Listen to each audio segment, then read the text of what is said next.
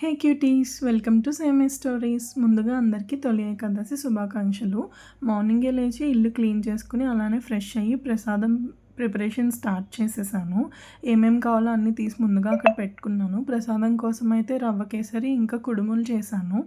ఆ తర్వాత మంచిగా దేవుడిని అలంకరించుకుని పూజ చేసుకుని అందరూ బాగుండాలి, అందులో నేను ఉండాలని కోరుకున్నాను. ఆ తర్వాత అయితే టెంపుల్కి స్టార్ట్ అయిపోయాము.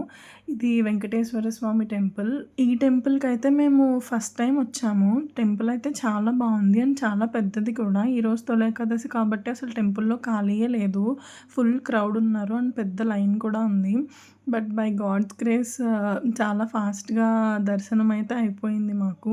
వెంకటేశ్వర స్వామికి మంచిగా దండం పెట్టుకుని బయటకు వస్తే ఇక్కడ కృష్ణుడు విగ్రహం కూడా ఉంది. చాలా బాగుంది.